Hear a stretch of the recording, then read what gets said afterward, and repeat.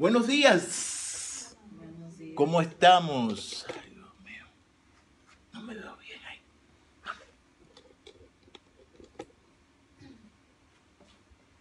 ahí. La clase que le traigo hoy es acerca de la reconciliación. Y da la casualidad que usted se encuentra aquí hoy.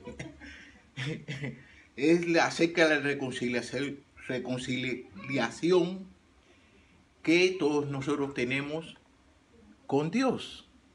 ¿Y qué cosa es? ¿Qué cosa es la reconciliación? Reconciliación. ¿Qué cosa es? ¿No saben? Vamos a ver lo que dice aquí. La reconciliación es el acto de eliminar un estado de enemistad entre dos personas, convirtiéndolas en amigas. Esa es la reconciliación. Nosotros antiguamente, antes de que nosotros fuéramos cristianos, nosotros éramos enemigos de Dios. Entonces ahora nosotros somos amigos de Dios y nosotros somos hijos de Dios por mediación de ¿quién? De Jesucristo, que fue el que nos reconcilió con Jesús, con Dios. El pecado del hombre le puso en situación de enemistad con Dios. ¿Por qué lo puso en enemistad con Dios? Porque Dios no ama el pecado. Dios ama a los pecadores, pero Dios no ama al pecado. Vamos a ver en el capítulo, en el libro de Romanos, capítulo 8, el 7, a ver lo que dice sobre lo que estoy hablando. Las intenciones de la carne llevan a la enemistad contra Dios, porque no se sujetan a la ley de Dios ni tampoco pueden. Fíjate lo que dice, las intenciones de la carne llevan a la enemistad contra Dios, porque no se sujetan a la ley de Dios ni tampoco pueden. Ahora, ¿por qué es eso de que la carne es enemiga de Dios o es enemistad de Dios? Tiene enemistad contra Dios, con Dios. Bueno, la carne tiene enemistad contra Dios porque la carne quiere hacer las cosas de la carne. Y Dios quiere hacer las cosas espirituales y las cosas por Él. Porque cuando nosotros estábamos en la carne, ante nosotros habernos bautizado, nosotros hacíamos las cosas de Satanás y las cosas que no eran puras. Pero a Dios le gusta lo puro y Él le gusta tener la amistad con las cosas puras. Entonces uno tiene que venir a Dios por mediación de ¿quién? De Jesús. ¿Por qué Jesús vino al mundo?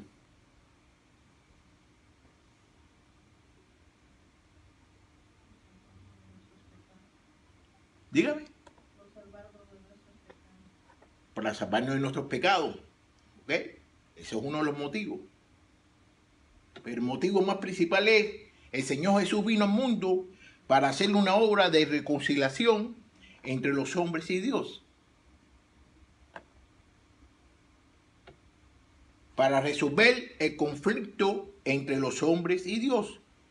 Este tuvo que tomar la iniciativa. Dios tomó la iniciativa. ¿Para qué? Para que nosotros tengamos una relación con Él.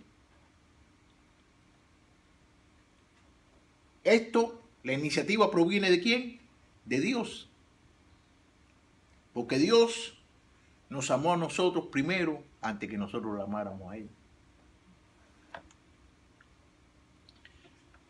Vamos a ver lo que dice la Biblia en el 2 de Corintios, capítulo 5, versículo 18. Vamos a ver lo que dice. Y todo esto proviene de Dios, quien nos reconcilió consigo mismo a través de Cristo y nos dio el ministerio de la reconciliación. ¿Qué quiere decir? Que a través de Jesucristo nosotros hemos sido reconciliados con Dios. Porque antiguamente, ustedes se recuerdan de que antiguamente en el Viejo Testamento, cuando las personas cometían un pecado, tenían que darle un sacrificio a Dios para estar bien con Dios. Pero Jesús se murió por nosotros porque la paga del pecado es muerte. Y como Jesús se murió por nosotros, nosotros ahora tenemos reconciliación con Dios. Y nosotros podemos llamar a Dios Padre de nosotros. Y nosotros podemos decir que somos hijos de Dios. Por lo que hizo Jesucristo en la cruz. Ahora está la reconciliación entre los creyentes. La verdadera reconciliación entre las personas es solo posible después de que ellos han sido reconciliados con Dios a través de Jesucristo. Los creyentes son instados a solucionar diferencias entre ellos en amor fraternal. Fíjate que a la vez que usted tenga una relación con Dios, usted va a tener una relación ¿con quién? Con los hermanos y las hermanas. ¿Por qué? Porque nosotros estamos reconciliados con Dios a través de Jesucristo. La causa de la ruptura en las relaciones es pecado. Cuando nosotros rompemos una relación entre nosotros mismos o como con Dios, eso es un pecado. La causa de las rupturas en las relaciones es un pecado. Entonces fíjate cómo dice aquí. En el libro de Génesis, capítulo 27, versículo 41, vamos a ver lo que dice. Esaú llegó a odiar a Jacob por causa de la bendición que había recibido de su padre, y dijo en su corazón: ya están cerca los días de guardar luto por mi padre. Entonces mataré a mi hermano, a mi hermano Jacob. Fíjate por qué fue que quiere matar a su hermano Jacob. Porque Jacob había pecado en contra de él. Porque Jacob le había tomado la primogenética a él. Usted no se recuerda cuando la mamá le dijo a Jacob que se disfrazara, porque Esaú era el mayor. Entonces Jacob se disfrazó como si fuera Esaú y tomó la primogénita. Entonces, ¿qué pasó? De que él lo dio por eso.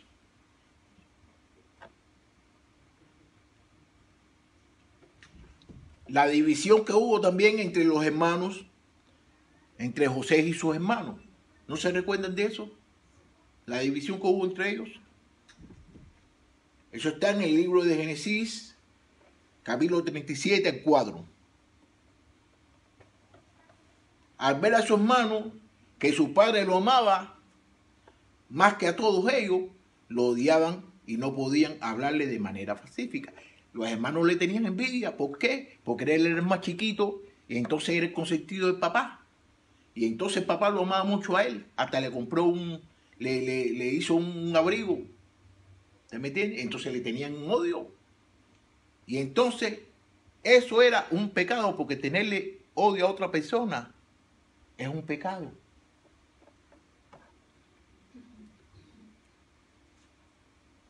Vamos a ver en Génesis 37, del 18 al 20, lo que dice.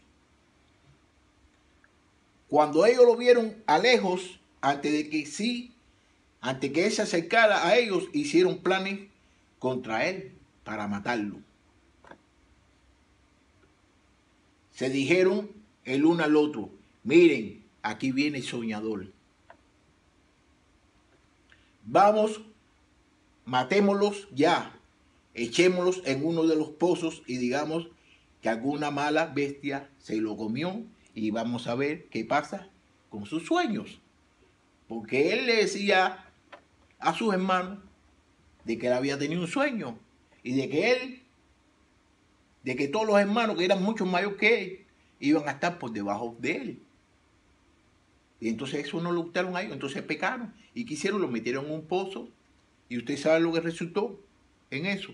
Y a veces de que nosotros pecamos, ¿por qué? Porque tenemos envidia, o porque tenemos contienda, o porque no nos gustan una cosa que nos dice. Entonces cuando hay un hermano que le diga a usted una cosa de que a usted no le gusta, ¿usted qué debe hacer? Hablar con ese hermano y decirle: mire, lo que usted me dijo no me gusta. ¿Y por qué me lo dice? Y entonces llegan a un acuerdo. Otro problemita también fue el de Pablo con Bernabé. Eso está en el libro de Hechos, capítulo 15, versículo 37 al 40. Dice así: Bernabé quería que los acompañara Juan, que también era conocido como Marcos. Pero Pablo no estuvo de acuerdo porque Juan se había separado de ellos en Panfilia. No había trabajado con ellos. ¿Qué quiere decir? De que Marcos no había trabajado con ellos cuando ellos iban a salir. Cuando ellos iban a salir, él no trabajó. Entonces, ¿qué hizo él? No quiso llevarlo. No quiso llevarlo con ellos. En el 39 dice: tan grande fue el desacuerdo entre ellos que terminaron por separarse. Bernabé tomó a Marcos y se embarcó a Chipre. Pero Pablo escogió a Silas. Los hermanos lo encomendaron a la bendición del Señor. Ellos estaban trabajando juntos, pero hubo una ocasión de que Juan no quiso acompañarlo. Entonces, ¿qué? Pablo se separaron por eso. Se separaron por eso. Y eso no es bueno. ¿Por qué? Porque cuando estamos trabajando para Dios y estamos haciendo las cosas de Dios, debemos estar unidos. Pablo también se puso ¿a quién? A Pedro. Vamos a ver por qué se puso Pedro. Eso lo podemos ver en el libro de Galatas, capítulo 2, versículo 11 al 12. Y dice así: 11. Pero cuando Pedro vino a Antioquía, me enfrenté a él cara a cara, porque lo que hacía era reprochable.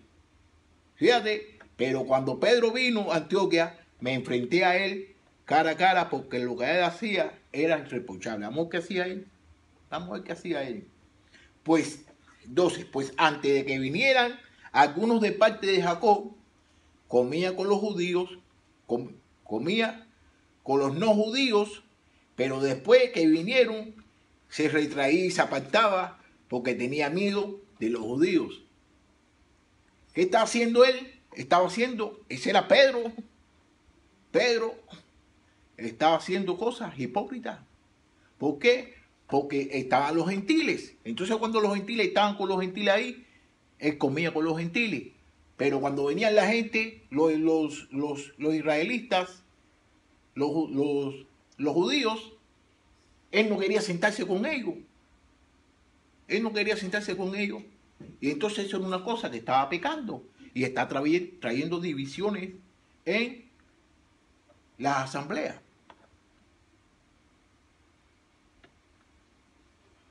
Los creyentes deben reconciliarse unos con otros. ¿Qué quiere decir? Que nosotros los creyentes, nosotros debemos tener una reconciliación entre nosotros mismos y tratar la manera de cualquier diferencia que existe entre nosotros, ponernos de acuerdo. Eso lo podemos ver en Mateos capítulo 5 de 23 a 24. Y dice así: por tanto, si traes tu ofrenda al altar y allí te acuerdas de que tu hermano tiene algo contra ti, deja allí tu ofrenda delante del altar y ve y reconcílate primero con tu hermano y después de eso vuelve y presenta tu ofrenda. Fíjate, si tú tienes alguna cosa con algún hermano o el hermano tiene algo contra ti, usted no debe llevar la ofrenda. Usted primero debe hablar con su hermano. Pero le voy a decir una cosa. Le voy a decir una cosa aquí entre nosotros aquí. Si ahora mismo las personas no hacen eso que dice la Biblia, eso que dice la Biblia, no se recoge ni $1. No se recoge nada, porque todo el mundo tiene algo contra alguien y nadie dice nada. Y entonces, si no dicen nada, deben hacer lo que dice la Biblia, de no poner nada. Entonces están pecando 2 veces y hasta 3 veces. Y si se dan de cuenta o no se dan de cuenta, Pero por eso mismo es que hay tantas divisiones y tantos problemas en la iglesia. Porque si yo tengo algo contra ti o no me gusta de la forma en que tú me tratas, yo debo hablar contigo y decirte lo que usted me está haciendo. Porque a lo mejor usted me lo está haciendo y me lo está haciendo inconscientemente. Entonces, si yo no sé lo que a ti te gusta a ti, que yo te haga, si usted no me lo dice, yo lo voy a seguir haciendo. ¿Por qué? Porque usted no ha conversado conmigo. Entonces, todos nosotros tenemos que conversar unos con los otros. Y eso es por eso es que hay tantas divisiones y hay tantos problemas en las iglesias. Bienaventurados. Vamos a ver por qué somos bienaventurados o quiénes son los bienaventurados. Eso está en el libro de Mateo, capítulo 5, el versículo 9. Fíjate cómo dice, bienaventurados los pacificadores, porque ellos serán llamados hijos de Dios. Así que cuando tú eres pacificador, tú vas a ser hijo de Dios. Y nosotros somos hermanos, todos somos hermanos. Todos nosotros cuando tengamos algún problema o algo que decirle a otra persona, que tenga algo contra otra persona, nosotros debemos decírselo. Y nosotros debemos hablar, y nosotros debemos comunicarlo. ¿Por qué nosotros debemos comunicarlo? Porque, fíjate lo que dice en Mateo 5:44. Pero yo les digo, fíjate cómo lo dice, pero yo les digo, amen a sus enemigos, bendigan a los que los maldicen, hagan bien a los que los odian y oren por quienes los persiguen. En estos tiempos a nosotros, a ninguno de nosotros nos persigue. ¿Por qué? Porque aquí en este país que estamos nosotros, no hay persecución con las religiones. Pero hay lugares que sí existe eso. Pero aquí dice, pero yo les digo, amen a sus enemigos, bendiga a los que los maldicen, hagan bien a los que le odian. Entonces, más sin embargo, vemos aquí que hay personas de que tú le haces una cosa y no te lo dicen a ti, lo que tú le hiciste mal. Entonces quieren tratar la manera de pagar un mal con otro mal. Y eso es un pecado. Ahora la pregunta del siglo. ¿Cómo se debe perdonar al hermano? ¿Cómo se debe perdonar al hermano? Pedirle perdón a él por si lo ha fallado. Eso lo podemos ver en el libro de Mateo, capítulo 18, versículo 15 al 16. Y dice así, por tanto, si tu hermano peca contra ti, ve y repréndelo cuando él y tú estén solos. Cuando tu hermano peca contra ti, habla con él solitos. Si te hace caso, habrás ganado a tu hermano. Pero si no te hace caso, haz que te acompañen uno o dos más para que todo lo que se diga consta en los labios de los 2 o 3 testigos. ¿Qué quiere decir? De que si el hermano te hace caso, lo ganaste. ¿Tú me entiendes? Pero si no te hace caso, llama a 2 o 3 personas y habla con él. Y si no te hace caso a ti, a los 2 o 3 personas, debe llevarlo a la asamblea, debe llevarlo a la iglesia. Todo el mundo debe saber lo que está sucediendo. Pero eso no lo hacemos. Lo que nos ponemos es hablar de mal de él no porque me hizo y decírselo a otra persona, y a la persona que pecó contra ti, no se lo dice, se lo dice a las otras personas. Y hablar de otra persona mal, con otra persona, es chismear. Y eso es otro pecado más. Y estamos pecando y vamos a seguir pecando. Lucas 17, 3 al 4. Dice así. Así que tengan cuidado. Si tu hermano peca contra ti, repréndelo. Y si se arrepiente, perdónalo. Si en un solo día peca 7 veces contra ti y 7 veces vuelve a ti el mismo día y te dice, me arrepiento, perdónalo. Eso lo está diciendo Jesucristo.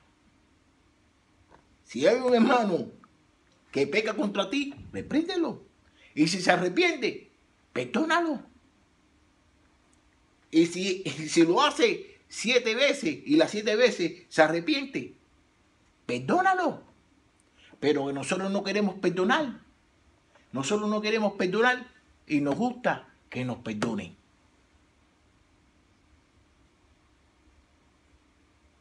Y todos nosotros conocemos a Dios. Y estamos todos aquí reunidos porque nosotros hemos sido perdonados por Dios. Y Dios nos va a perdonar a nosotros. Y cada vez que nosotros cometamos un pecado y nosotros confesamos ese pecado a Dios, Dios nos va a perdonar. Pero hay muchas veces de que a nosotros nos gusta que nos perdonen, pero no nos gusta perdonar. Y nosotros debemos perdonar. Porque si no perdonamos, Dios no nos va a perdonar a nosotros tampoco. Nosotros debemos perdonar. Romanos capítulo 12, versículos 18 al 19.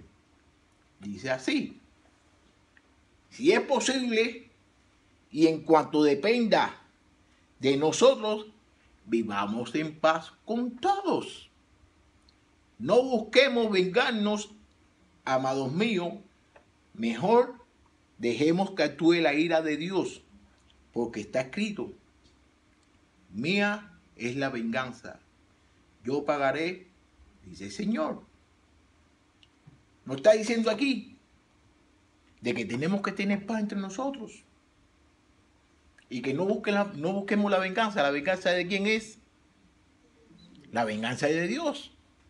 Debemos dejárselo a Dios y Dios sabe lo que hace.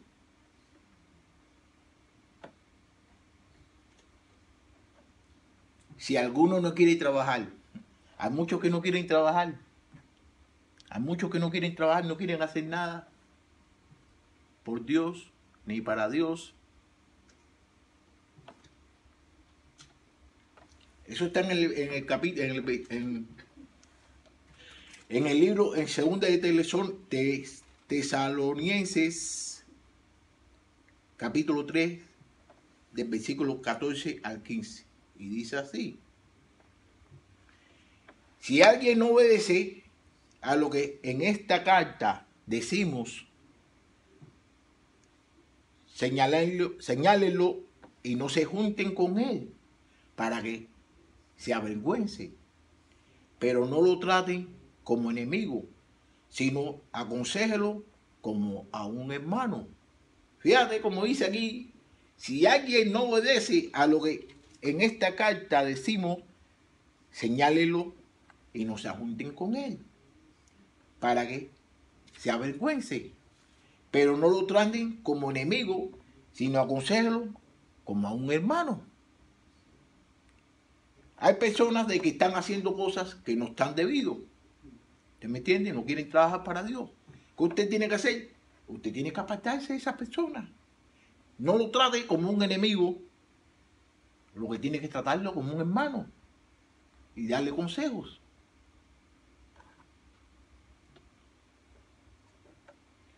Para que todos sean unos. Usted no sabe de quién dijo que para que todos sean uno. Todos nosotros debemos ser uno. Y todos nosotros somos uno. Pero no somos uno porque no queremos ser uno. Y entonces Jesús oró. Jesús oró para que todos nosotros fuéramos uno como Él es con el Padre. Eso está en el libro de Juan, capítulo 17, del 20 al 21.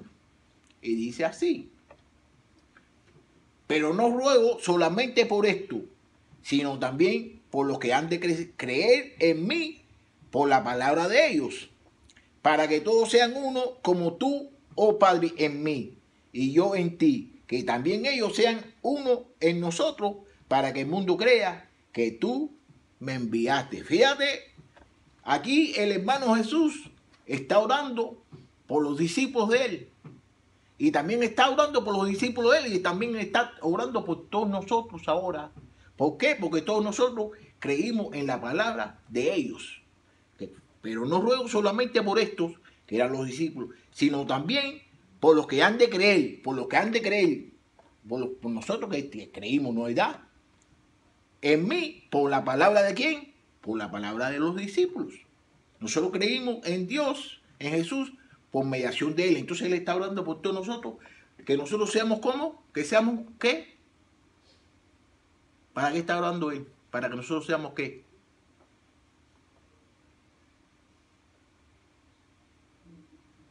¿Qué dice ahí en el 21, caballero, por favor? Para que todos sean ¿qué?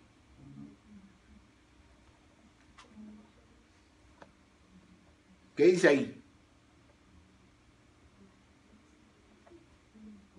Para que todos sean uno. Para eso está orando Él. Para que todos nosotros seamos uno. Como tú, oh Padre, en mí. Como el Padre está en Él. Y como Él está en el Padre, nosotros debemos ser uno. Que también ellos sean unos como nosotros, en nosotros, para que el mundo crea que tú me enviaste. Entonces cuando las personas vean la unión que existe entre nosotros, ellos van a creer de que Dios envió a Jesús. Pero si las personas no ven la unión que existe entre nosotros, ellos no van a darse cuenta de que el Padre mandó a Jesús. La muerte de Jesucristo debe unir a los creyentes. La muerte de Jesucristo es lo que nos hace a nosotros tener unión. ¿Por qué nos hace a nosotros tener unión? Porque todos nosotros que hemos nacido de nuevo tenemos un Padre. Todos nosotros que hemos nacido de nuevo somos hermanos y somos uno. Efesios capítulo 2, versículo 14 al 15. Porque Él es nuestra paz. De dos pueblos hizo uno solo. Al derribar la pared intermedia de separación y el abolir en su propio cuerpo las enemistades. Él puso fin a la ley de los mandamientos expresados en ordenanzas para crear en sí mismo de los dos pueblos una nueva humanidad haciendo la paz. ¿Qué se relaciona en lo que él está diciendo acerca de los dos pueblos?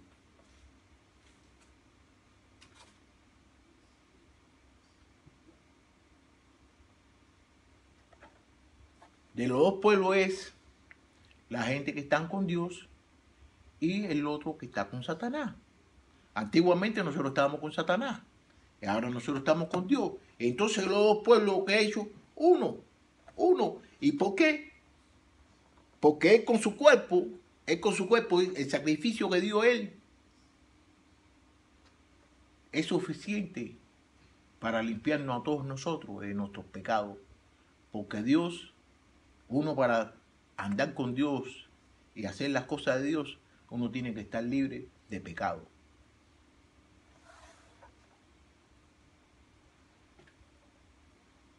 El deber de la iglesia debe mostrar la reconciliación. Lo podemos ver en el libro de Colosenses, capítulo 3, versículo 12 al 13. Y dice así: por lo tanto, como escogidos de Dios, santos y amados, revístanse de extrañable misericordia, de benignidad, de humildad, de mansedumbre y de paciencia. Sean mutuamente tolerantes. Si alguno tiene una queja contra otro, perdónense de la misma manera que Cristo los perdonó. Fíjate cómo dice: por tanto, como escogidos de Dios, santos y amados. Nosotros somos escogidos por Dios y nosotros somos santos y somos amados ¿por quién? Nosotros somos santos y somos amados ¿por quién? Dios. amados por Dios, tenemos que revestirnos de misericordia. Tenemos que revestirnos de benignidad. Tenemos que revestirnos de humildad, de mansedumbre y paciencia. Tenemos que ser tolerantes los unos con los otros. Y si alguno de nosotros tiene alguna queja contra otra persona, perdónalo. Perdónalo, ¿por qué? Porque de esa misma manera que usted está perdonando a esa persona, Cristo nos perdonó a todos nosotros. Nosotros tenemos que perdonar. Y ese es el problema mucho más grande que nosotros tenemos. Y entonces, la Biblia dice también que si usted sabe lo que no debe, si usted sabe lo que debe hacer y no lo hace, es un pecado. Y recuérdese de que el pecado no tiene compatibilidad con Dios, porque Dios odia el pecado, pero ama al pecador. Le voy a decir unos ejemplos en la Biblia de las personas que se tuvieron reconciliación entre ellos. Mire, Jacob y Saúl. Usted se recuerda que el problema que ellos tuvieron de que Jacob le robó la primogenitura a Saúl y Saúl lo quería matar.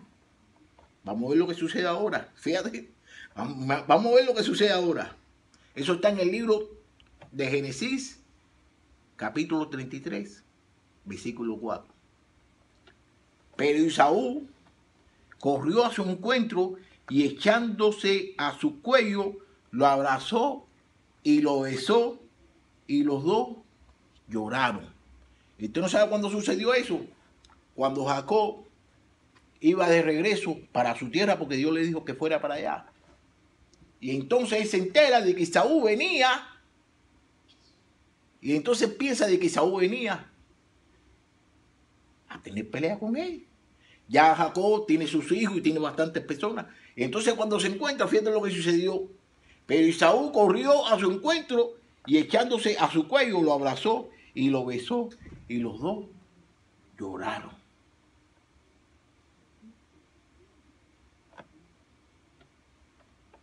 Otro ejemplo más. Eso se recuerdan de Josué, que los hermanos lo vendieron y que Josué fue preso y todo eso. Josué y sus hermanos. Eso está en el libro de Génesis, capítulo 45, del 1 al 2. Fíjate. Y José ya no podía contenerse delante de todos los que estaban a su lado. Así que exclamó que salgan todos de mi presencia. Así que nadie estaba con él cuando se dio a conocer a sus hermanos. Y dio rienda suelta a su llanto y lo supieron los egipcios y también se supo en la casa de Faraón. Bueno, si ustedes se recuerdan de que José, él llegó a ser el mayordomo de Egipto y el que controlaba todas las cosas. Ustedes se recuerdan de que hubo una sequía. Entonces ellos, los hermanos, tuvieron sequía y fueron al único lugar donde estaba la comida. Y fueron allí. ¿Y a quién se encontraron? José. Era el jefe de todo eso. Y José lo hizo pasar un susto. ¿Tú me entiendes? Y José se dio de cuenta que eran sus hermanos. Pero ni ellos sabían ni que era José. ¿Por qué? Porque José ya hablaba hasta el idioma de Egipto también. Tenía hasta intérprete. Y ellos no sabían de qué era. Y entonces, ¿qué? Ahí lo coge y le dice, mira, yo soy tu hermano. ¿Y qué hicieron? Se reconciliaron. Y ellos, ¿qué hicieron? Lo habían metido en un pozo para que se lo mataran. Y se reconciliaron. Entonces ahí yo voy a terminar esta clasecita que nos enseña con lo que acabamos de leer, ¿no? Acerca de José y su hermano. Aquí a ninguno de nosotros hemos pasado por la situación que pasó José. Ninguno de nosotros hemos pasado por eso. Nos han hecho cosas. Pero nosotros tenemos que aprender a qué? A reconciliarnos con las personas que nos han hecho algo malo. ¿Por qué? Porque en la Biblia lo vimos. Y eso es lo que quiere Dios. Y especialmente si son personas que son hermanos tuyos y que están en la misma iglesia que usted. Nosotros debemos reconciliarnos con todas las personas. ¿Por qué? Porque Dios se reconcilió con nosotros. Y nosotros debemos amarnos unos a los otros. Entonces voy a terminar esta pequeña clase. Y si tienen alguna pregunta,